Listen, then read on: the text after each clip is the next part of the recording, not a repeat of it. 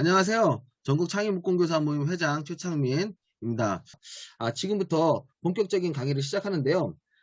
저희 창의목공교사 모임은 밴드로 운영하고 있고요. 저희 모임에서는 이제 선생님들 지원하기 위해서 이런 책도 썼었어요. 그리고 지금 현재 목공교육, 목공교육, 또 목공, 학교에서 하는 목재 관련 활용 수업 뭐 이런 식으로 선생님들이 많이 표현하시는데요. 저희가 정확하게는 지금 정식 명칭이 목재교육이라고 정해져 있어요. 이건 제가 만든 게 아니라 이제 법에 우리나라 교육법이 아니라 목재의 지속 가능한 이용 법률에 목재교육이라고 명시가 되어 있는데 선생님들이 잘 모르세요. 다만 학교에서는 요즘 메이커 활동이라는 메이커 교육이라는 일환으로 선생님들이 목재 교육을 많이 하고 계세요.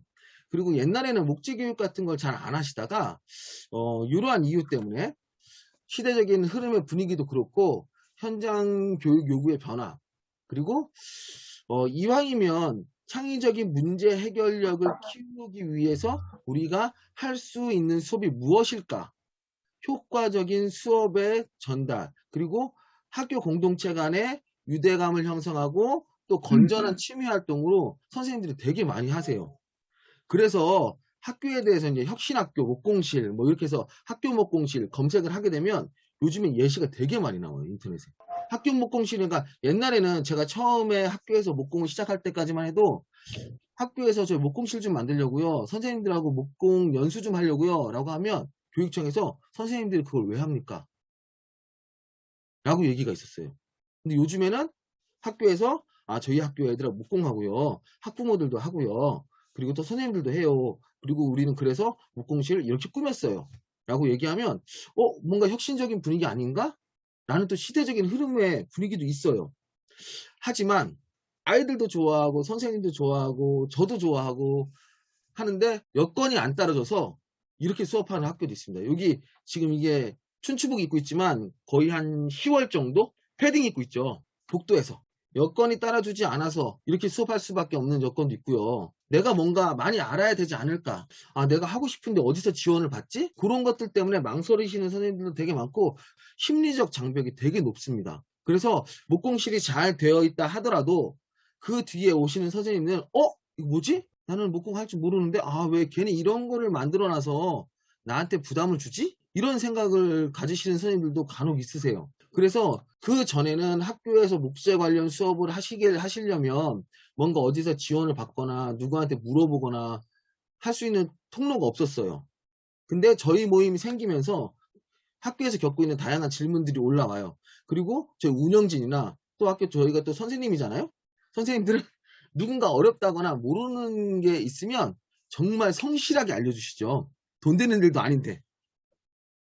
근데 이제는 선생님들 같은 경우에는 누군가 목공실을 해놔서 아니면 내가 하고 싶어서 하지만 전혀 난 어떻게 하는지 모르겠다 라는 질문이 들어요. 근데 이제는 공방이나 이런 데다 물어보면 처음부터 차분하게 알려주시려고 하는 그 공방에 있는 그 목수 선생님들이 있는데 그렇게 하기엔 저희가 또 시간이 또 많이 부족한, 그래서 저희 모임에는 정말 초보 선생님들도 되게 많고 그리고 글로 목공을 배우시는 선생님들도 되게 많아요. 그래서 이런 글들도 올라와요. 새로 학교에 발령을 받았는데 메이커실 담당인데 아무것도 모른다. 그럼 학교에서 목재 교육은 꼭 해야 하나? 안 해야 하나? 이 선생님은 학교에 메이커실이 있으니까 하게 되는 케이스인데, 그럼 많은 선생님들은 도대체 목재 교육을 하고 있다고 얘기는 듣긴 들었는데 도대체 왜 하는 것인가? 그리고 그게 근거는 있나? 관련되어 있는 교과는요, 중학교에는 기술과정 교과가 있고 초등학교에는 실과 교과가 있어요. 근데 그전에는 중학교에 목재라는 단원을 포함하고 있는 페이지 수가 쪽수에서 교과서에 되게 많았는데 다른 단원이 들어오면서 현재는 거의 모든 대부분의 교과서가 한쪽 정도 남았을 거예요. 그리고 초등학교는 아예 목재를 활용한 창의적 제품 만들기라는 단원이 있었는데 없어졌고요. 하지만 아직까지 교과서에 살아있어서 우리는 중학교 기술과정 시간에 목재 단원을 공부하기 위해서 이 실습을 합니다. 또는 동아리로 하고 있습니다. 또는 창의적 체험활동으로 하고 있습니다. 이렇게 하시면 되는데 실제로 이렇게 교과서에 있는 거 말고도 목재 교육법이 따로 있어요. 목재의 지속 가능한 이용에 관한 법률로 목재 교육이란 목재의 다양한 기능을 체계적으로 체험 학습함으로써 목재의 중요성을 이용하고 목재에 관한 지식을 습득하여 올바른 가치관을 가질 수 있도록 해주는 교육이라고 우리나라 법률에 2019년도에 이 법률이 제정돼서 요 법률과 관련된 표준교재도 나와 있어요. 그 표준교재에 보면 목재교육 방법론이라는 챕터가 있는데 이게 총 3권으로 나눠져 있어요. 실무, 실기, 교육방법론 3가지로 나는데 거기 책에 보면 분류를 이렇게 돼 있어요. 교육 목적에 따라서 교양교육과 직업교육으로 나누는데 교양교육이 학교 내 목재교육, 학교 외 목재교육 분리가 돼 있어서 우리는 목재교육을 하고 있는데 학교 내에서 초등학교, 중학교, 고등학교에서 교과교육으로 이렇게 실시할 수 있구나. 예를 들어서 근거에 없는 수업을 하는 게 아니라 시대의 흐름에도 맞고 어느 정도 근거를 가지고 우리가 학교에서 수업하고 있구나 라고 얘기를 할 수가 있어요. 자, 그럼 이제부터 수행평가에 대한 내용을 할 텐데요. 자, 기술교과에서 또는 기술교과가 아닐 수도 있어요. 실과 교과일 수도 있어요. 또는 동아리에서 할 수도 있어요. 그리고 창체에서도 할 수 있어요. 그래서 어느 영역에서 목재 교육을 하던 선생님이 겪고 있는 어려움은 다 비슷할 것 같아요. 목재 교육이라고 하면 선생님들은 일단은 옆에 있는 선생님들이 하는 걸 보셨을 거예요. 근데 이걸 내가 한다고 하면 힘들어요. 서바이벌 같은 그런 정글에 던져진 듯한 느낌? 뭘 준비해야 되지? 뭐 해야 되지? 누구한테 물어봐야 되지? 그런 느낌이 들어요. 그래서 거의 처음에 제가 학교에서 목재교육을 할 때는 정말 생존과 같았어요. 어디서 실습을 하고 재료는 어디서 사고 공부는 뭐가 필요하지? 그럼 나는 목공을 어떻게 하는지 모르는데 어디 가서 배우지? 그래서 이 실습을 하기 위해서 가장 큰 게 교사의 심리적 장벽이에요. 근데 오늘 선생님들한테 수행평가에 대한 내용을 또는 학교 수업에 대한 내용을 그 전에 많이 설명을 드리긴 했어요. 근데 그래서 좀 디테일하게 했으면 좋겠다. 진짜로 학교에서 하는 것만큼 이제까지 하신 거 얘기했으면 좋겠다. 라고 해서 최대한 제가 준비를 했고 또 선생님들은 정리해서 말씀드리는 거 되게 좋아하시잖아요. 그래서 제가 했던 내용을 카테고리별로 또는 내용별로 정리를 해서 설명을 드리려고 지금 준비를 해봤습니다. 자, 첫 번째 심리 장벽인데요. 저희 밴드에 다양한 질문들이 들어와요. 고등학교에서 뭐 수업을 해달라고 하는데 어떻게 하는지 모르겠다. 여학생이 대부분인데 목공 수업을 하고 싶다. 심지어는 목공 수업을 한 후에 쓰레기나 부스러기 어떻게 해결해야 되냐. 또 심지어는 일단은 과감하게 사셨어요. 근데 문제는 기계는 샀는데 톱날은 어떻게 교체하는지 모르겠다 라는 이런 사소한 질문들까지 올라오세요. 근데 여기까지 그래도 하신 분들은 일단은 내가 목공교육, 목재교육을 한번 해보겠다라고 심리적 허들을 넘으신 분들이에요. 근데 이거는 아까 전에 제가 이제 근거를 말씀드리는 이유는 우리가 이거 할 수 있는 근거도 있고 우리가 할 수도 있다 라는 거를 말씀을 당위적으로 드리지만 실제로는 심리적 장벽을 한바탕 넘는 것 자체가 너무 힘들어요. 그래서 선생님들한테 말씀드리고 싶은 거는 이거는 옆에서 아무리 지원을 해줘도 힘든 수업이고 아이들이나 학부모들이나 주변 선생님들 너무 좋아. 힘든 수업이기 때문에 내가 좋아야 한다. 처음에 사실은 아마존의 베조스도 작은 데서 시작해서 지금은 억만장자가 됐잖아요. 처음에는 저도 톱 한 자루 들고 시작을 했어요. 근데 지금은 그렇진 않죠. 분위기도 많이 달라져. 자, 한자인데요. 이런 말이 있대요. 천재는 노력하는 자를 이길 수 없고 노력하는 자는 즐기는 자를 이길 수 없다고. 이게 심리적 장벽을 넘고 앞으로 제가 지금 수업을 어떻게 했는지 말씀을 드릴 텐데요. 되게 힘들어요. 근데 좋아서 하지 않으면 할 수 없는 일이고 그렇기 때문에 진흥회랑 저희 모임이 선생님들을 도와드리려고 노력하고 있는 것입니다. 자, 그래서 수업 얘기를 차분하게 할 건데요. 선생님들이 가장 먼저 처음에 말씀하시는 것 중에 하나가 선생님 그럼 일단 저 하는 건 알겠는데 뭘 사야 돼요? 라고 물어봐요. 뭘 사야 돼요? 예산은 얼마 있는데요. 예산 얼마 있는데 뭘 사야 되죠? 근데 처음에는 예산 얼마 있으세요? 그러면 이거 사시면 좋을 것 같아요 라고 말씀을 드렸어요. 근데 선생님들마다 케이스 바이 케이스이기 때문에 뭔가 정리를 할 필요성을 있겠다 해서 교육학책을 계속 뒤집어 봤어요. 그래서 좀 나눠 봤어요. 자, 일단은요 가장 중요한 게요 내가 무엇을 사고 무엇을 준비할까에 대한 가장 중요한 내용이 일단은 내가 수업을 어떻게 할까라는 대답이랑 가장 똑같아요. 그럼 선생님, 그럼 수업은요 이렇게 할 건데요. 그러면 테이블 수가 필요한가요? 스크롤 수가 필요한가요? 그래요. 아니 선생님이 수업 생각하고 계신 게 있으실 거 아니에요. 그러니까요, 테이블 수 필요하냐고요. 그래서 거기에 대한 답은요, 내가 수업을 어떻게 할지 결정을 하고 수업을 위한 계획이 세워질 거 아니에요. 근데 수업을 위한 계획을 세우는 건 제가 조금 이따 말씀드릴게요. 오늘 가장 중요한 부분이 이 수업을 위한 계획인데요. 요거를 내가 세웠다라고 하면 그 밑에 수업을 위한 도구와 공구를 선택하게 돼요. 그런데 그 옆에 왼쪽으로 넘어가면 지금 목공실 구성이라고 써있죠, 선생님들. 목공실 구성하고 수업을 위한 도구와 공구의 선택은 좀 달라요. 자, 예를 들어서, 자, 내가 무엇을 어떻게 언제 누구한테 수업을 할 것인가 라고 결정이 됐다면 거기에 필요한 도구와 공구, 테이블 수가 필요하느냐 안 하느냐, 그거는 목공실을 꾸밀 거냐 목공실을 안 꾸민 채로 그냥 아이들하고 수업을 할 거냐. 자, 다시 말씀드리면 내가 언제 어떻게 누구와 왜 목재 교육을 할 건데 테이블 수가 필요하고 안 필요하냐, 이거는 내가 목공실을 꾸밀 거냐 안 꾸밀 거냐. 그러면 목공실은 왜 필요하냐. 자, 교사의 전문성 때문에 필요해요. 사실 저녁에 저희가 가서 공방에 가서 이제 많은 시간을 들여서 배우시는 분들도 있죠. 그쵸? 근데 그런 분들이 사실 많지는 않아요. 그리고 수업을 하다 보면 아이들이 소소하게 재가공해달라고 하는 부품들이 있어요. 그때마다 제가 톱으로 잘라줄 수는 없거든요. 그래서 교사의 전문성 향상과 수업 준비를 위해서 목공실이 필요해요. 근데 우리는 내가 어느 정도 전문성이 있고 또는 목공실까지는 필요가 없다 라고 하시는 분들은 수업을 위한 도구와 공구만 준비하시면 돼요. 그럼 수업을 위한 도구와 공구는 어떤 게 필요할 거냐, 얘기가 있을 수 있잖아요. 그죠? 자, 볼까요? 자, 아까 전에 말씀드렸다시피 수업을 어떻게 설계할 건가랑 내가 무엇을 어떻게 누구와 왜 준비할 거랑 똑같아요. 수업을 어떻게 할 것인가 라는 건 크게 두 가지로 나눠요.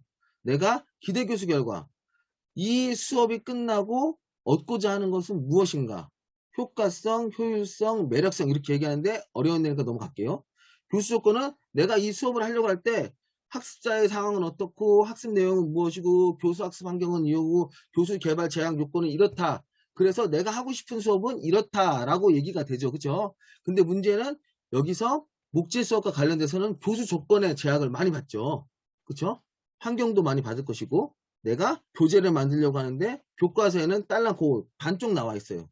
반쪽이 나와 있는데 나는 목재 교육을 하고 싶어. 그럼 어디서 교재를 얻지? 그럼 내가 만들어야 하나? 라는 내용들이 있어서 요 위에 있는 내용을 설명하려면 밑에 5가지, 6가지 질문들로 제가 한번 나눠봤어요. 내가 수업을 어떻게 설계할 것인가? 내가 이 수업을 끝난 다음에 무엇을 얻고 이 수업을 여기에서 무엇을 고려해서 준비해야 되는가? 첫 번째, 수업 결과로 원하는 것은 무엇인가? 두 번째, 진행할 수 있는 교사의 전문성은 있는가? 세 번째, 아이들이 조립은 어떻게 할까? 4번, 무엇을 준비해야 되고 5번, 조는 어떻게 짜야 되는 것인가? 그리고 6번, 수업 환경은 구성이 되어 있는가? 그래서 요 6가지 질문을 하나하나씩 짚어가면서 제가 설명을 드리도록 하겠습니다. 1번과 2번, 수업의 결과로 원하는 것은 무엇인가? 수업을 진행할 수 있는 교사의 전문성인가? 이거는 따로 설명을 드리고요. 3, 4, 5, 6번은 제가 한꺼번에 설명을 드릴게요. 자, 그러면 첫 번째, 프로젝트 수업의 결과로 원하는 것은 무엇인가? 자, 목재 교육을 하는 데 있어서요. 사실 1시간이나 1차시나 2차시 이렇게는 끝나진 않습니다. 그리고 아까 목재 교육의 정의를 보셔서 알겠지만 마지막에 들어가는 게 올바른 가치관, 또 기술 교육에서 얘기하면 창의적인 문제 해결력이 여기에 들어가거든요. 그런 수업을 하기 위해서는 단순하게 키트를 조립한다던가 아니면 한두 시간짜리 수업 갖다가는 좀 부족하죠. 그래서 보통은 프로젝트 학습이나 실현 실습의 형태로 저희가 수업을 구성하게 되고 그 수업을 하는 데 있어서 컨텐츠가 목재인 거예요. 그 수업을 하는 데 있어서 컨텐츠가 목재고, 그리고 그 수업을 통해서 우리가 얻고자 하는 게 효과성, 효율성, 매력성인데 효과성은 수업을 하고 난 다음에 성취 수준이 내가 원하는 데까지 올라갈 수 있느냐, 효율성은 시간 내에 많은 것을 알려줄 수 있느냐, 매력성은 충분한 동기 유발이 되겠느냐. 그래서 이 수업을 가지고 효율성을 얻기는 힘들어요. 그래서 선생님들이 5차시면 5차시, 10차시면 10차시 사전에 미리 이 수업에 대한 것을 언제쯤 몇 차시쯤 할 거다 라고 결정을 하시고 그거를 학년 초 또는 학기 초에 정확하게 이거는 이때쯤에 할 것이다 라는 것을 결정을 하신 다음에 다른 수행평가를 하든 지필평가를 준비하시든 또는 진도를 나가시는 게 맞아요. 하지만 요 사전에 요 기간을 정하시지 않으면 나중에 계속 늘어져요. 그래서 뒤에 준비한 것들 또는 지필평가가 있다면 지필평가를 위한 진도를 빼기가 너무 힘들어요. 그래서 일단은 이 수업 결과를 얻을 수 있는 거는 아이들이 좋아해서 다른 것을 또 만들어 볼 수 있고 또는 내가 목재로 만들어 보니까 되게 즐거웠네? 그럼 나는 목재로 무언가 만드는 것에 흥미를 느꼈으니까 코딩이나 이런 것을 해서 드론도 만들어 보고 싶은데 나는 동기유발을 위한 조건 또는 창의적인 문제 해결력 또는 내가 목재를 쓰는 게 환경 파괴인 줄 알았는데 사실 그게 아니었네? 라고 하는 동기유발을 만들어낼 것인지. 하지만 이 수업 자체가 효율성은 떨어진다. 때문에 정확한 기간을 설정하고 그 기간을 딱 지켜야 다른 단원이나 다른 수업에 지장을 주지 않는다. 라고 말씀을 드릴 수 있을 것 같아요.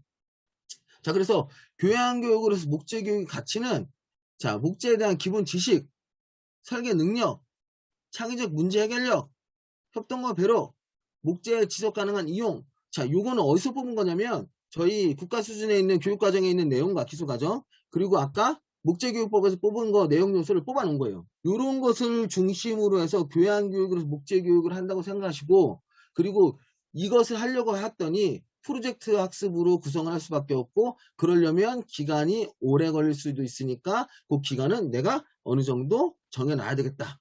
자, 그러면 두 번째 수업을 진행할 수 있는 교사의 전문성은 있는가? 아까 말씀드렸지만 전문성이 있으면 되게 좋아요. 특히 교사가 가지고 있어야 되는 전문성은 내가 선생님 저 뭐 알아요? 물어봐요. 그럼 저도 처음에는 선생님 이런 거 하시면 돼요 라고 하는데 별로 와닿으시지 않으세요. 그래서 정리를 해봤어요. 교사가 가지고 있을 수 있는 전문성은 인지적 영역, 정의적 영역, 심동적 영역 크게 세 가지라고 나눠본다면 인지적 영역 아까도 말씀드린 수업을 내가 설계할 수 있느냐. 두 번째, 내가 목재라는 재료에 대한 특성에 대해 이해하고 있는가. 또는 목재에 대한 배경 지식이 있느냐. 정의적 영역, 수업을 하면서 교사가 갖고 있는 수업에 대한 스킬이나 노하우. 심동적 영역, 선생님들은 내가 교사에 대해서 목재 수업을 할 수 있는 목재 교육을 하기 위한 교사의 전문성은 대부분 다 3번 심동적 영역을 생각하고 계세요. 내가 선생님 목재 수업을 하려고 하면 적어도 주먹장 정도는 짜야 되는 거 아닌가요? 아니면 내가 원하는 거를 짤 수 있는 정도 수업을 할 수 있는 거 해야 되는 거 아닌가요? 라고 생각할 수는 있지만 사실 그거는 교사가 목재 교육을 하기 위해서 가져야 될 전문성 일부예요. 사실 심동적 영역이 부족하면 나머지 인지적 영역이나 정의적 영역을 메꿀 수 있죠. 우리가 다른 수업할 때 그러잖아요. 선생님들이 전기자동차 수업을 하거나 또는 다른 수업을 할 때 건설 수업을 할 때 모든 선생님이 전기자동차 다 잘 만드시진 않잖아요. 그리고 또 건설기술 수업하실 때 모든 선생님들이 주택 모양 다 잘 만드시진 않잖아요. 내가 잘 만들지 못하고 잘하지 못하기 때문에 다른 수업의 설계 능력이라든가 아니면 다른 교사의 전문성을 발휘해서 그걸 메꾸시잖아요. 다만 재료가 목재이다 보니 요거 목재 관련된 전문적인 스킬이나 노하우가 많아야 되는 거 아닌가 라고 생각할 수 있는데 사실 그것도 중요하지만 그게 부족하면 다른 쪽으로 좀 메울 수 있는 방법이 있기 때문에 선생님들께 꼭 너무 전문성에 매달리지 않으셨으면 합니다. 자, 그렇다면 선생님 그러면 알겠어요. 내가 수업을 할 수 있는 준비도 되어 있고 전문성도 어느 정도 쌓았어요. 그러면 저희 반은 한 반에 30명이고 그리고 10반이에요. 그러면 수업 어떻게 구성하고 뭐가 필요해요? 자, 그래서 제가 차분차분하게 좀 나눠봤어요. 자, 애들하고 목재를 잘라서 무언가 조립할 때 머릿속에 한 가지만 생각하시면 돼요. 지금 제가 몇 가지 카테고리로 나눠놨거든요. 내가 아이들과 목재 교육을 할 때 가장 방점을 두어야 되는 부분은 딱 하나예요. 자, 보시면 제품은 어떻게 조립하고 뭐 조는 어떻게 구성하고 무엇을 준비해야 되고 수업 환경이 어떻게 되느냐. 자, 내가 목재 교육을 하기로 마음을 먹었어. 그러면 이제 수업을 준비하고 조도 짜야 되고 수업 환경도 확인해야 되니까 한 가지인데 딱 한 가지는 딱 하나예요. 내가 애들한테 자르게 시킬 거냐 안 시킬 거냐. 목재를 주고 자르게 시킬 거냐 안 시킬 거냐. 머릿속에 그거 한 가지만 생각하시면 돼요.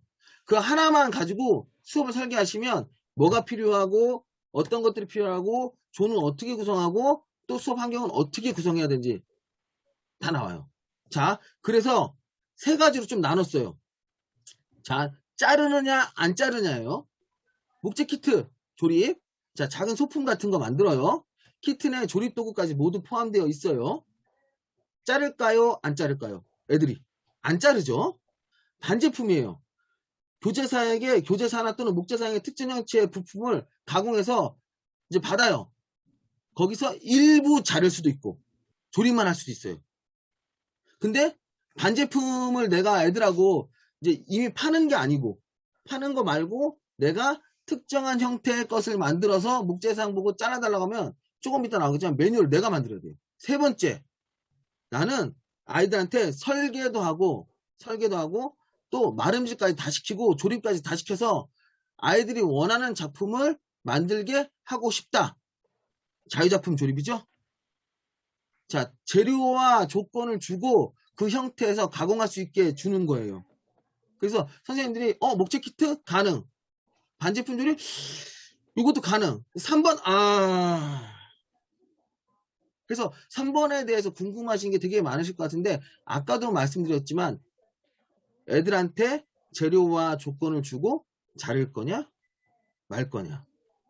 자, 차분하게 봐요. 이제 자, 목재 키트 조립해요. 근데 이거는 사실은 창의적인 문제 해결력이나 또는 목재에 대한 그 매력성, 목재 감수성이라고 하는데 목재 감수성을 높이기 위한 방법일 수는 있지만 이게 수업의 효과성으로 봤을 때는 크게 좋지는 않아요.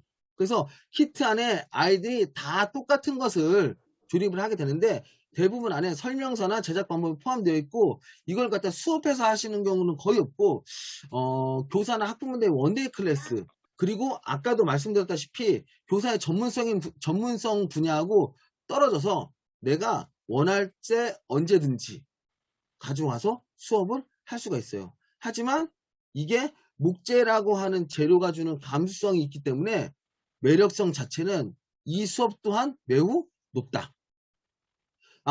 다시 한번 말씀드리지만 목재 키트를 조립하거나 반제품을 조립하거나 자유작품을 조립하는데 뭐 목재 키트를 조립한다고 해서 뭐 수업의 질이 낮거나 반제품을 조립한다고 해서 이거는 수업이 별론데? 또는 자유작품을 이 정도는 해야 수업이지 라고 하는 건 없습니다. 아까도 말씀드렸다시피 교사가 준비되는 상황 안에서 그리고 심리적 허들을 넘었다는 것 자체만으로도 매우 어려운 일이기 때문에 어떤 수업이 좋고 나쁘다는 건 없다. 다만 내가 이 수업을 통해서 얻고자 하는 게 무엇인가 라는 것을 방점에 의해서 뭐 세 가지 분야에서 선택하시면 될 것 같아요. 자, 그 다음 반제품 조립. 자, 요거는 저희 모임에서 만든 매뉴얼이거든요. 이제 모든 선생님들이 매뉴얼 정말 잘 만드시죠. 그쵸? 좌탁을 디자인하고 그 좌탁에 대한 매뉴얼을 만들어서 연수한 거예요. 근데 만약에 이러한 것들 수업을 하려면 실제로 있는 제품이 아니기 때문에 선생님들이 매뉴얼을 만들어서 아이들한테 뿌려줘야 된다는 번거로움이 있어요. 근데 저희 밴드 모임에 가시면 어마어마한 선생님들이 계십니다. 애들하고 캠핑 의자 같은 거를 설계해서 반조립 하시는 선생님들도 계세요. 그리고 선생님들마다 각각의 뭐 다리를 접는 좌탁이라든가 이러한 것들 반제품으로 만들어 갖고 하시는 선생님인데 이런 것들은 아까 전에 목공실이 있으면 내가 예산이 적어서 내가 재료를 원재료를 사서 다 가공을 하겠다라고 하는 경우도 있지만 그거는 비추천하고요. 예산을 조금 더 받아서 이제 목재상이나 또는 교재사한테 이러한 사이즈로 잘라주세요. 그런 다음에 아이들하고 가져다가 실습을 하고 그리고 또 선생님들께서 이렇게 반제품을 만들면 꼭 이렇게 열정이 있으신 선생님들께서는 여기서 끝나는 게 아니라 이거를 꼭 뭔가 활용하는 수업을 하세요. 때문에 목재로 제품을 만들고 그 자체만 수업을 생각하시는 게 아니라 아까 전에도 말씀드렸다시피 목재를 사용하는 게 환경 파괴인 줄 알았는데 그게 아니네? 반제품에 대한 의아한 거 만들고 거기 이어서 그런 수업도 하실 수 있고. 그래서 요 반제품을 만드는 수업도 선생님들한테 뭐 크게 추천하지 않거나 또는 수준이 낮다던가 그런 게 아니라 선생님들이 원하면 이렇게도 할 수 있다는 것을 말씀드리는 겁니다. 특히 제작 과정상에 이렇게 준비하시는 선생님들 대부분이 자르는 부분을 포함하고 있지 않기 위해서 반제품을 구성하시는 선생님들 대부분이에요. 아까 말씀드렸죠. 수업을 구성하실 때 자를 거냐 안 자를 거냐. 그런데 반제품도 어떠한 선생님은 아까 전에 좌탁 같은 거 길게 주고 자르는 건 니네가 해라 라고 구성하시는 선생님도 있어요.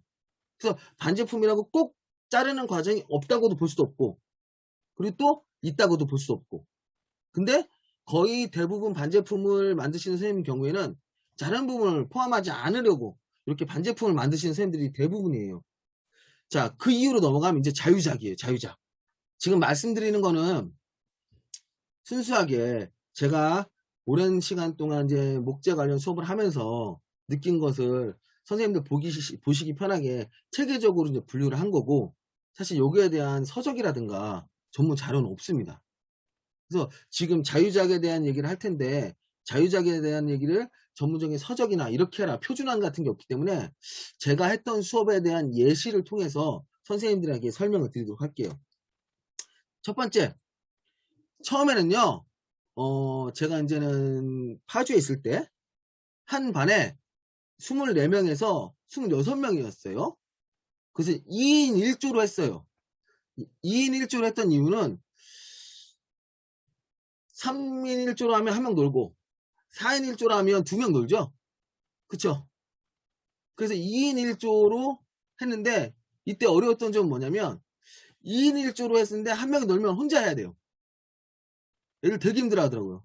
근데 그래도 3인 1조나 4인 1조보다 2인 1조가 애들이 뭔가 더 열심히 해요. 사실은 목재 관련 수업을 해보시면 알겠지만 정말 말썽 부리는 애들도 요 수업할 때는 되게 열심히 해요. 잘라 하면 자르는 느낌이 되게 좋거든요.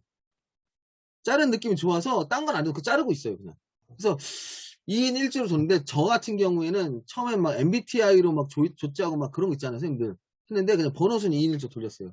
수행평가는 무조건 번호순 2인 1조. 왜냐면 남자 여자하고 비율도 고려하기도 힘들고 그리고 MBTI를 뽑아도 그렇고 뭔가 니네들끼리 원해서 짜라 하고 소외되는 친구들이 꼭 있더라고요.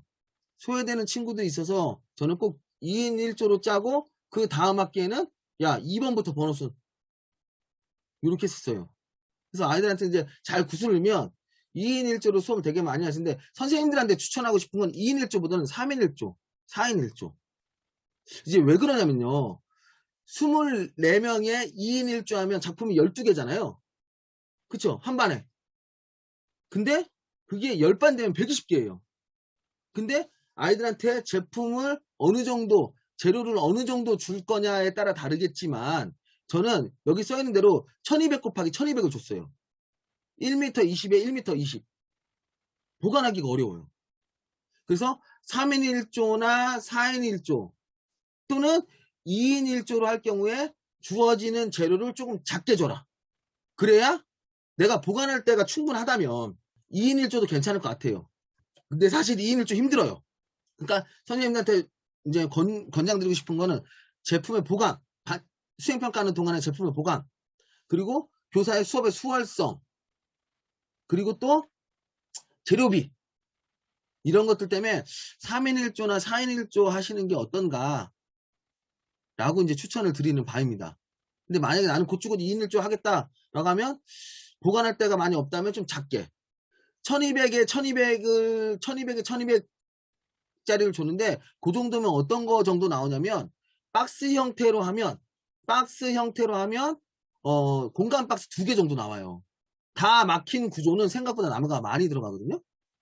그래서 아이들 보고 처음에 포트폴리오를 주고 나는 이 정도의 나무를 줄 것이다.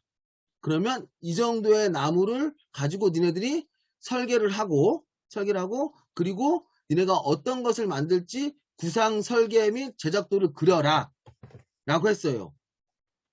그리고 사전에 아이들한테 니네가 쓸 도구는 요런 거고 조립은 어떤 걸로 할 거다. 조립은 이렇게 하는 거고 또 나중에 칠을 할 거다 안 할 거다 사전적인 정보는 다 줬어요. 자, 조립을 어떻게 할 건지 안 할 건지 미리 알려줘야 아이들이 구상하고 설계할 때 반영을 해요. 근데 미리 조립은 좀 나중이네? 그러니까 일단은 조건만 주면 아이들이 알아서 만들겠지? 알아서 설계를 하겠지? 이가 아니라 조립은 어떻게 할 거고 그리고 또 가공은 어떻게 할 거다 라고 구상 전에 알려줘야 돼요. 구상하고 설계 전에 알려줘야 아이들이 추후에 이제 또 나오겠지만 그걸 반영해서 물건을 만들어요. 그리고 그 사전에 또 목재에 대한 기본적인 재료의 특성도 설명을 해줘야 돼요. 나뭇결 방향에 따라 설명을 해주고 나뭇결 방향에 따라 이런 방향으로 잘라야 되고 이런 방향으로 조립을 해야 돼. 선생님 분명히 이 나뭇결 방향으로 안 하면 이러한 부분에서 이 나뭇결 방향으로 안 하면 감점을 할 거야 라고 애들한테 사전에 설명을 했어요. 그래서 사전에 일단은 조립하는 시간도 되게 중요하고 자르는 시간도 되게 중요한데 사전에 아이들이 만들기 전에 필요한 정보는 미리 다 줘야 돼요. 그러면 나중에 미리 주지 않으면 아이들한테 만드는 도중에 계속 질문이 들어와요. 그래서 수업이 진행이 잘 안 되는 어려움이 있습니다. 그래서 첫 번째는 아이들한테 1200 주고 그 다음에 여기 나와 있는 것처럼 전동 드릴 갖다가 한다고 했어요. 전동 드릴. 그리고 이중 길이 비트로 예비 구멍을 내고 목공본과 나사모로 결합할 수 있도록 지도했으나 충분한 개수를 확보하지 못해서 10개가 채 안 됐어요. 전동 드릴이. 그래도 수업은 가능하긴 해요. 근데 문제가 있었어요. 자, 여기에 있는 부품이나 재료를 다 모르실 것 같아 갖고 자, 천천히 설명을 드릴게요. 이렇게 조립하라고 했고 저는 기술실 앞에 홈베이스가 있어서 큰 공간이 있어서 부재를 자르거나 또는 중간에 있는 제품을 보관할 수 있는 공간이 있었어요. 그리고 기술실하고 가사실하고 붙어 있어서 기술실 앞쪽부터 가사실 앞쪽까지 쫙 복도에다 금줄 쳐갖고 보관했어요. 따로 안에 넣을 수 있는 공간이 없어서. 그리고 이렇게 수업을 했을 때 문제가 뭐냐면 요때 아이들한테 줬던 도구와 공구는 딱 요거거든요. 톱 주고 요거 외날 톱인데요. 선생님 여기 뒤에 여기에 등 되어 있는 거 있어요. 등 되어 있는 거. 등 되어 있는 거 사면 안 돼요. 왜냐하면 자르다가 그 등 때문에 톱날이 껴서 더 이상 안 나가요. 그래서 등 없는 요 외날톱. 이거 가격은 찾아보면 더 최저가 있을 수 있어요, 선생님들. 최저가. 자, 요 톱날 줬는데 문제는 요 톱이 자르고 켜는 걸 다 하는 톱인데 문제는 아이들이 자르는 거 결방향의 직각으로 자르는 거는 쉬운데 요렇게 줬더니 켜는 거는 되게 힘들어요. 해보면 알겠지만 켜는 거는 정말 힘들어요. 근데 일단은 처음에 저도 잘 몰랐기 때문에 저도 기계로만 잘라봤지 톱으로 막 1200 곱하기 1200을 잘라본 적은 없거든요. 그래서 요거 켜는 게 되게 힘들어 했는데 일단은 수업이 시작한 상태라서 일단은 애들한테 하라고 했어요. 그리고 요 등 되어 있는 거 요런 거 사면 안 된다는 거예요. 그리고 직선으로 자르는 거 아이들이 힘들어서 요거 핸드소 가이드 같은 거 줬어요. 각도를 조정할 수 있는데요. 요 톱날이 요 자석이 딱 붙어요. 붙어있는 상태로 자르면 잘 나가요. 원하는 치수대로, 그러니까 원하는 각도대로 차분하게 잘라야 되는데 애들은 신나서 막 자르죠. 그럼 어쨌든 선대로 안 가요. 근데 어쨌든 간에 가공하는 거는 니네들이 하는 거기 때문에 가공을 잘 못하면 너무 급하게 하면 나중에 조립이 힘들 수 있다 라고 아이들한테 얘기해 줬어요. 그리고 이때는 클램프가 없었어요. 제가 클램프가 2인 1조 애들 막 잡고 난리가 아니었어요. 그리고 나무 위에 올라가서 애들 막 엉덩이로 막 밟고 막 하느냐고. 그리고 요걸로 구멍 드릴 앞에 요 이중 길이 비트를 뚫고 그 다음에 나사못을 박았는데 요것도 좀 미스였어요. 왜냐하면 기본적으로 18T 정도 되면 요거를 뚫고 나사못을 박는데 요 앞에는 애들이 자꾸 뿌려먹어요. 근데 문제는 애들이 선생님 이거 부러졌어요 하면 갈아주면 좋은데 갈아주는 게 시간이 걸려요. 이제 애들이 이제 안전하게 실습하고 있는지 안 하고 있는지, 또는 질문 들으면 질문에 답을 해줘야 되는데, 전 옆에서 이것만 갈고 있는 거예요, 어느 순간.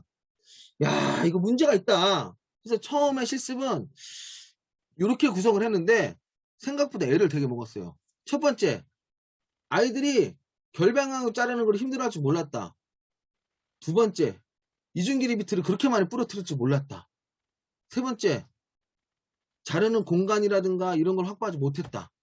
그래서 요때 수업은요, 한 학급당 2인 1주로 나눠서 수업을 하다 보니까 주당 3시간. 그래서 1.5개월 수업을 했어요. 아까 전에 선생님이 제가 정확한 기간을 정했으면 좋겠다고 했잖아요. 그죠? 근데 그런 처음에 사전에 대한 그런 지식이 없었기 때문에 원래는 한 달 정도 생각했었거든요. 한 달 정도? 근데 0.5개월이 더 들어갔어요. 그리고 뒤에는 폭풍처럼 진도를 나갔어요. 이게 되게 옛날이거든요. 그때는 지필평 가서 다 봤어요. 지필평가 다 봐서 0.5개월이 더 들어갔고, 방과 후에 기술실 열어주고, 그리고 점심시간 애들 와있고, 난리가 아니었습니다. 그래서 임장지도 하는 게 어려웠어요. 두 번째, 자유자 구상할 때 애들이 정말 다양한 요구, 인터넷에 보면 멋진 강의도 있잖아요. 그걸 다 만들겠대요, 지네들이. 다 할 수 있대. 구멍 뚫고 막 휘고, 야, 이거 안 된다.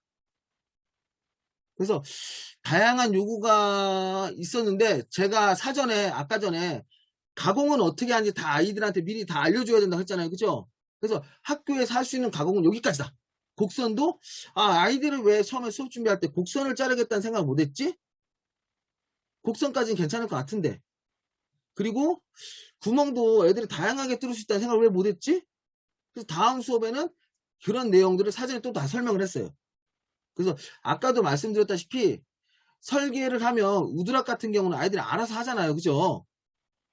근데 이건 알아서 못해요. 그래서 수업에 필요한 내용을 사전에 다 설명을 해줘야 돼요. 자, 그리고 아까 전에 계속 나오는 얘기지만 수업을 준비할 때 자를 거냐 안 자를 거냐.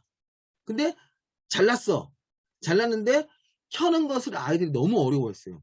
그리고 부재를 자르거나 조립할 때 클램핑 할 수 있는 게 없었기 때문에 처음에는 되게 고생을 했어요. 왜냐하면 이때는 나는 목공을 잘했지만 아이들이 잘 못한다는 걸 잘 몰랐어요. 그래서 다음에 수업에서 좀 바꿨어요. 곡선 작업하려고 바깥에다가 이제는 책상 3개 정도 붙여놓고 직수를 한 3, 4개 정도 놨어요. 다음 수업에서는. 그 다음에서는 아까 그 다음에서는 야, 곡선은 이렇게 자르는 거야. 직수 갖다 설명을 해줬어요. 사전에. 두 번째, 홈베이스에다가 책상을 12개, 12개 붙여놨어요. 안 쓰는 책상. 높이 똑같은 거. 애들 학생용 책상. 근데 그게 다 떨어져 있잖아요. 그래서 그 위에다가 합판을 더 올렸어요. 그 위에다가 토글 클램프를 달아줬어요. 토글 클램프를 붙이고 그 다음에 아예 그 전에 색칠 애들 하라고 색칠하라고 했는데 색칠이 말이 안 되는 게 그것도 이제 제가 이제 실수한 것 중에 하나인데 애들이 완성되는 시점이 다 다르잖아요. 그러니까 어떤 애는 만들어야 되고 어떤 애는 칠을 해야 돼요. 근데 문제는 공간이 다 안 나와요. 그리고 아무리 바닥에 깔아도 애들이 막 바닥에 막 묻혀요. 그래서 야 다음에는 칠 같은 거 안 한다. 하고 싶으면 집에 가서 해라. 그리고 전동 드릴도 좀 넉넉하게 사서 주고 이중길이 비트를 니네가 이렇게 하면 갈 수 있다라고 알려줬어요. 그리고 토글 클램프는 이렇게 생겼어요. 합판 위에다가 이렇게 나사 박는 거예요. 여기다 나사 박으면 여기다 나무를 레버를 탁 제끼면 나무를 탁 잡아요. 이거를 책상 아이들 교실 책상 위에다가 합판을 올리고 그 합판 위에 6개 정도 또는 12개 정도인가 12개 정도 박아놨어요. 그럼 애들이 탁 당기면 잡아서 쓸 수 있게 해서 이때 수업은 이렇게 구성되어 있었어요. 이때 수업은 활동 영역은 수업 시간에 열심히 하는 아이들한테 점수를 주는 거였어요. 수업 시간에 행존 액티비티 수업했기 때문에 수업 시간 매 시간마다 활동을 했었어요. 수업 시간에 열심히 해야 되고 목공 잘하고 논술 서술 잘하고 이게 총 40점이죠. 그쵸? 시험이 또 60점 들어갔어요. 이때는.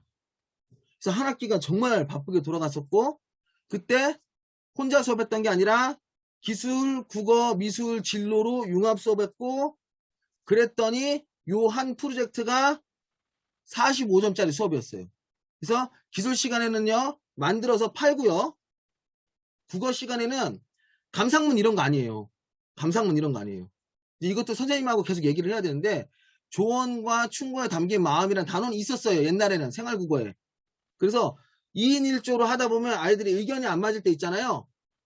그때 조언이나 충고하는 글쓰기. 보통 국어 시간에 이제는 가정 상황에서 이제는 글쓰기를 하잖아요. 근데 이건 실제 상황 글쓰기. 자, 미술 시간에는 제품 디자인 한 거 아니에요. 제품 디자인 같은 건 다 어디에 기술 시간에 해요. 미술 시간에 뭐냐면 전체의 커리큘럼 자체가 내가 제품을 기획, 설계, 생산, 구상 및 홍보, 판매까지 하는 거예요. 요 수업 전체가. 거기에 있는 진로와 직업의 세계를 탐색을 하고 미술 시간에는 내가 만든 제품의 광고 홍보지 만들었어요. 그리고 단원이 정보를 전달하는 디자인이 있대요. 그래서 그 수업 하나 갖다가 아이들이 한 학기 동안 수업을 했어요. 그래서 자, 팀 티칭을 하는데요. 융합 수업을 하는데 융합 수업은 같이 하지 않아요. 요때쯤 선생님 요때쯤 미술 수업 해야 돼요 라고 말씀드리면 미술 선생님 수업하세요. 선생님 지금쯤 글쓰기 하시면 돼요 라고 하면 선생님이 글쓰기 하셔요. 그래서 포트폴리오는 제가 한꺼번에 걷어갖고 국어 선생님 거는 국어 선생님 드리고 미술 시간에 그림을 그리니까 미술 선생님 직접 가져가시고. 자, 그래서 이렇게 가이드라인을 설명을 하는데 가이드라인에 국어 척 또한 미술 척 또한 기술 척 또한 다 들어가 있었어요. 그래서 프로젝트가 한 달에서 한 달 반 정도 되니까 아이들이 중간에 하다가 내가 지금 어디쯤 해야 되는지 까먹어요. 그래서 자, 요렇게 지금 가고 있는데 니네는 지금 요쯤 하고 있는 거야 라고 제가 몇 시간만 설명했어요. 그리고 국어 시간에 글쓰기 할 거야 라고 설명했어요. 그래서 그 당시에 동패중학교의 교사를 위한 목공실, 그리고 아이들이 도서관에 가서 자료 수집하고 그 다음에 설계하고 만드는데 아까 직수 바깥에 놔줬다고 했잖아요. 그죠? 어느 순간에 이것들이 직수에 맞들려서 톱을 쓰진 않았어요. 막판 가면 이제는 힘드니까 직수로 한꺼번에 쫙 처음 무섭다고 안 하다가 이제는 애들이 열심히 해갖고 해서 이제 만든 것들 잘 만들진 않았어요. 평가 척도 안에 잘 만들었냐 안 만들었냐는 들어가지 않잖아요. 보통. 그쵸? 설계한 대로 만들었느냐 안 만들었느냐, 나무 결방향 같은 걸 고려했느냐 안 했느냐, 뭐 그런 내용들이 들어가지 잘 만들었냐 안 만들었냐는 들어가지 않아요. 그래서 요거는 각 조별로 그 홍보지 만들었던 거, 그리고 글쓰기. 그래서 마지막에 물건을 팔아요. 물건을 파는데 애들이 와서 발표를 하는데 저희 제품의 사이즈는 이런 거 아니에요.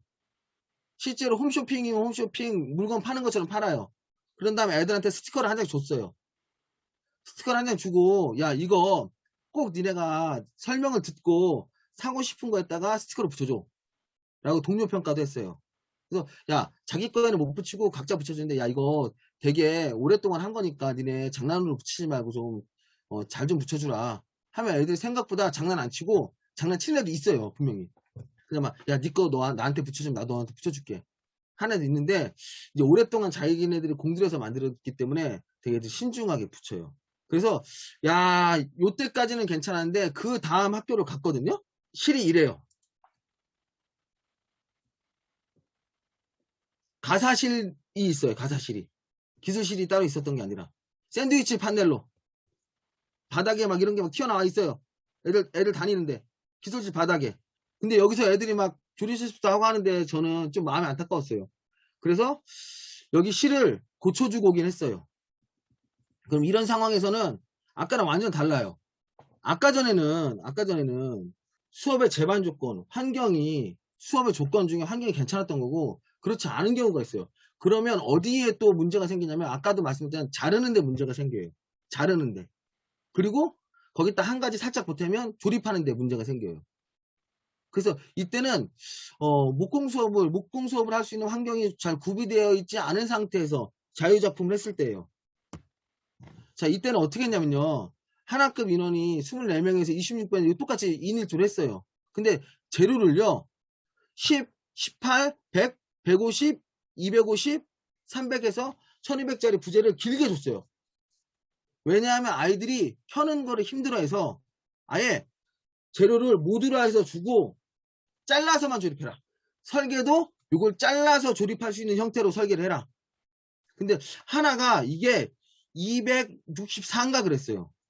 왜냐면 나중에 이제 설계를 해보시면 알겠지만 300 곱하기 300 정육각형을 만들려면 두께가 18mm가 있기 때문에 양쪽에서 18을 빼야 돼서 하나가 250이 아니라 이게 264인가 그랬을 거예요 아마.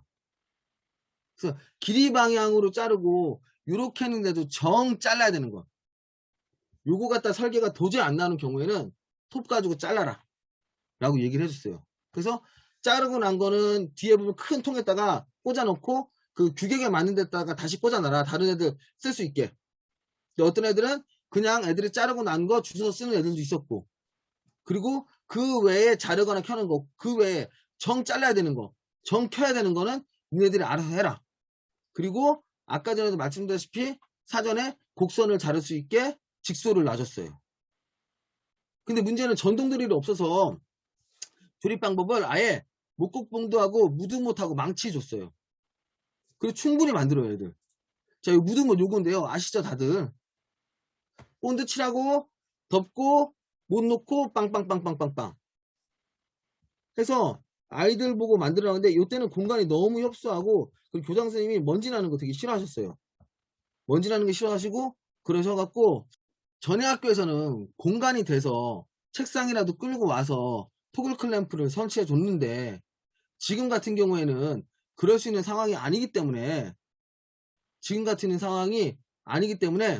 아예 비싸지 않은 클램프를 쭉 샀어요. 근데 클램프 같은 경우는 길이가 다양하게 준비해 줄 수 있으면 좋은데 그렇지 못해서 한 종류로 준비해 주고 그 다음에는 이게 다예요. 애들한테 준비해 준 거.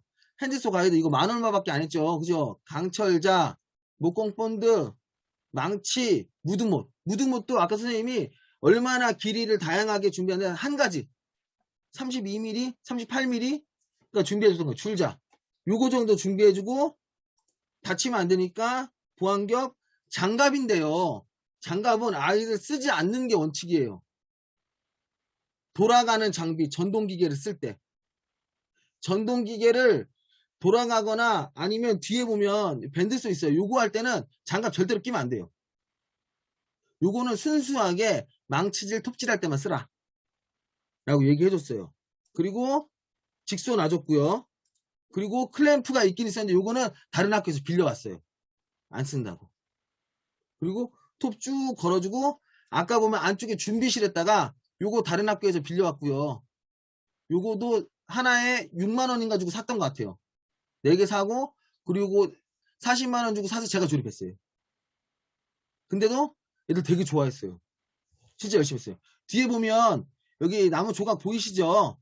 요게 300에 1200짜리 요게 1500에 1200짜리 해서 꽂아줬어요. 쭉.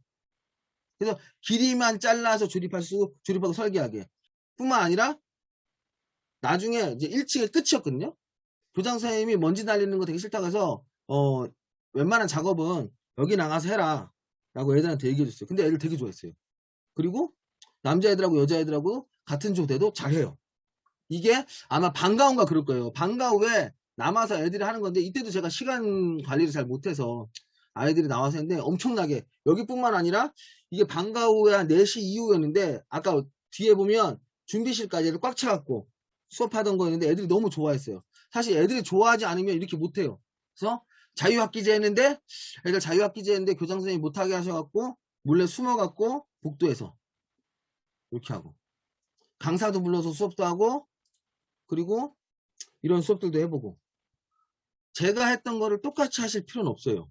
그냥 주제가 목재를 사용하고 뭐 자른다 안 자른다 키트를 조립하거나 반제품을 조립하거나 자유작을 조립하거나 또는 조건에 따라서 목공실이 있느냐 없느냐 또는 아이들을 위해서 어떻게 무엇을 준비해 줄 것이냐 라고 하는 게 너무 힘들다. 생각해보니까 너무 생각할게요. 선생님 얘기를 듣고 한번 해보려고 했는데 생각해보니까 너무 준비할 게 많네요. 이렇게 말씀하시는 선생님들은 요거를 자기 스타일로 바꾸셔서 수업하시는 분들 되게 많아요. 선생님 요거 하면 안 돼요. 요거 반제품의 재료를 구입하여 자유작품을 제작할 수 있도록 구성한 수업 이런 것도 있어요. 요즘에 이제 선생님들의 이제 창의력 보고 제가 깜짝깜짝 놀래요. 그래서 원목 카프라 같은 거를 사시더라고요. 그러더니 한 학급당 이거는 다른 선생님 한 수업 사례 물어봐서 적은 거예요. 제가 한 수업 사례는 아니고 사전에 양해를 구하고 선생님한테 물어본 다음에 선생님이 하신 내용을 적은 거예요. 자, 한 학 30명인데 1인당 1조 했대요. 요 선생님도 조별 수업 별로 안 좋아하세요. 1인당 1조 하고 카프라 1인당 20개에서 25개 줬대요. 우와. 그리고 목공본드로 조립하고 클램프와 셋톱을 이용해서 그러니까 톱도 큰 톱도 너무 부담스러웠대요. 큰 톱도 너무 부담스러워갖고 그냥 아예 셋톱 줬대요. 셋톱. 그리고 사전에 요런 거 주고 요런 거 주고 할 거니까 요거를 가지고 만들 수 있는 거를 조립할 수 있게 해라 라고 하고 구상부터 설계 조립 완성까지 한 9차시 정도 들어갔대요. 그리고 마감은 사포질만. 먼지가 나는 경우에는 학교 현관에서 하라고 했대요. 선생님도. 그래서 근데 문제는 요 수업의 단점이 처음에 아이들한테 아까 전에 재료에 대한 특성이라든가 만들 때 들어가야 되는 내용들을 다 설명해 줘야 된다고 했잖아요. 사전에 구성하기 전에 이 선생님 설명을 하긴 했는데 아이들이 파지가 되지 않아서 카프라의 두께를 고려하지 않고 만들다 보니까 아이들 재료가 부족하는 경우가 생겼어요. 그래서 다음 수업에는 아예 미리 재료를 다 나눠줬대요. 그 전에 몇 개 줄 거야 라고만 얘기고 다음에 다 줬대요. 근데 다 조고 설계하라고 했을 때의 단점은 뭐였냐면 애들이 중간에 잊어버린대요. 그리고 이 카프라 수업의 문제가 뭐냐면 되게 작아요. 한 요만해요. 근데 문제는 작아서 자르는 형태, 자르는 게 너무 작은 걸 잡아서 잘라야 되니까. 작아서 자르는 게 힘들었는데 그래서 아예 여러 개를 옆으로 붙여서 판 형태로 좀 넓게 잘라서 붙일 수 있도록 지도를 했대요. 그리고 될 수 있으면 자르지 않고 조립할 수 있도록 지도를 했대요. 그리고 아까 전에 말씀드렸다시피 미리 사전에 나눠주는 거는데 이 선생님 나눠주고 수업하는 걸 했는데 이 선생님이 준비한 도구나 공구는 요런 거 줬대요. 요거 하고 요거 끝 하고 목공본드 끝 요거 목공본드 끝 줬대요. 근데 제가 추천드리는 거는 요거 말고요. 요런 톱 있어요. 요거 손으로 잡고 쓰는 한 10cm짜리 톱이거든요. 근데 선생님들이 이거 잘 못 찾으세요. 이거를 그냥 톱, 셋톱 뭐 이런 걸로 찾으면 안 나오고요. 여기 파이프 톱이라고 쳐야 나와요. 이거는 PVC 파이프 자를 때 쓰는 건데 카프라 같은 거 같은 경우는 잘 잘리거든요. 그래서 제가 이제는 요런 거는 또 좋긴 한데 요거보다는 요거 쓰시는 게 편하실 것 같아요. 그래서 요거는 추천가 있어요. 그 선생님이 쓰신 포트폴리오에 있는 내용인데 요거는 그 선생님 것도 아니고 제 것도 아니고 내가 추천 썼는데 지워졌네요. 전국기술교사 모임에 가면 그게 올라가 있대요. 그래서 그 선생님도 자기 게 아니라고 꼭 전해달라고. 이거 제 게 아닙니다. 그래서 제 추천을 전국기술교사 모임이라고 썼는데 이제 없어졌는지. 그래서 전국기술교사 모임에 카프라로 뭐 활용한 수업 치면 요 학습지가 나온대요. 그래서 여기 보면 목재에 붙이고자 하는 설명들이 잘 나와 있어. 요거를 활용하셔서 하면 수업하시면 좋겠다라고 해서 어떤 선생님들은 카프라를 이용해서 미니 의자 만들기를 하셨고, 그리고 다른 선생님은 자유작을 하셨고, 아까 내가 물어본 선생님은 자유작을 하셨고. 그래서 준비는 어떻게 해야 될 거냐라고 하는데 요 내용도 엄청 많아요. 이제 도구와 공구에 대한 내용이거든요. 나무는 어디서 사느냐? 그래서 나무는 어디서 사느냐 이런 거 세세한 문제는 저희 전국 창의목공교사 모임 같은 데 질을 하시면 지역별로 싸게 살 수 있는 곳이 있어요. 또는 국산목재는 진흥용 홈페이지 가면 국산목재를 파는 데가 있을 수 있어요. 그런 데서 확인하시면 될 것 같아요. 자, 그래서 아까 전에 말씀드렸다시피 뒤에는 도구하고 공구의 내용이에요. 도구하고 공구의 내용인데 이런 거는 아까 전에 말씀드렸다시피 내가 수업을 어떻게 설계하느냐에 조금씩 달라져요. 그리고 지금 설명드리는 것들이 다 필요하지도 않아요.